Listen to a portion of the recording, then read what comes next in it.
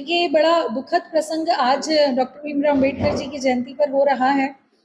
कि कांग्रेस जो कि बाबा साहब अम्बेडकर की बात करती है, नारी के न्याय की बात करती है, दलितों के न्याय की बात करती है, संविधान की रक्षा की बात करती है, लेकिन उन्होंने किस तरीके से एक महिला के साथ में अन्याय किया है कि उन्होंने एक झूठा वादा करके विधानसभा में भी चुनाव लड़ने से रोकने का काम किया,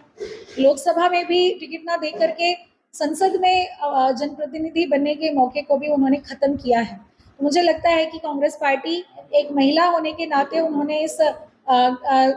जो है एक जो मौका उन्हें देना चाहिए था, तो उस को उन्होंने ना दे करके नारी के साथ में भी एक उन्होंने अन्याय किया है और जो वो बातें करती हैं उसको वो अमल में नहीं ला रही हैं। उन्होंने अपनी स्वार्थ और परिवारवाद बोलना चाहिए या जो भी उनकी नीयत है वो आज उन्होंने सामने स्पष्ट कर दी है। तो इन सब घटनाक्रम को लेकर के जो है मैं बहुत व्यथित रही हूँ। आप लोकसभा की टिकटों में देख सकते हैं कि कितनी महिलाओं को उन्होंने प्रतिनिधित्व दिया है। तो बड़ा मन व्यथित हुआ, तो उससे मैं बाहर आना चाहती थी और इसीलिए आज मैंने कांग्रेस की सभी दायित्वों से मुक्त होने का आवेदन दिया है। आगे का आपका जो मार्ग रहेगा वो भारतीय जनता पार्टी की तरफ जाता है या प्रशासनिक अधिकारी बतौर काम करता है? देखिए परिवार के कहने पर मैंने प्रशासनिक अधिकारी की जो नौकरी थी उस पर वापस जाने का आवेदन दिया है। व्यक्तिगत रूप से मेरा ये मानना है कि बाबा साहब डॉक्टर अम्बेडकर चाहते हैं कि समाज के युवा पढ़े लिखे नौजवान विधानसभा संसद में पहुंचे और उसी बात को ध्यान में रखते हुए मेरी पहली प्राथमिकता तो हमेशा राजनीति में ही रहेगी। लेकिन अगर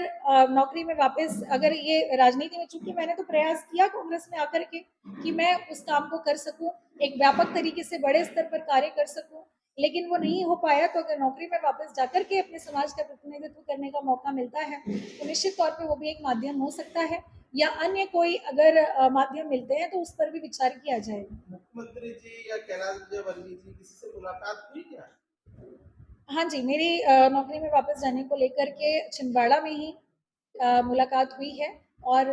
नौकरी को लेकर के क्या किया जा सकता है इस पर विचार मंथन किया जा रहा है। लोकसभा चुनाव में आपकी क्या भूमिका रहेगी चल रहा अभी तो मैं किसी पार्टी को मैंने ज्वाइन नहीं किया है, लेकिन हाँ, जो मेरे साथ कांग्रेस ने, कमलनाथ जी ने जो अन्याय किया है उसको मैं आज छिंदवाड़ा में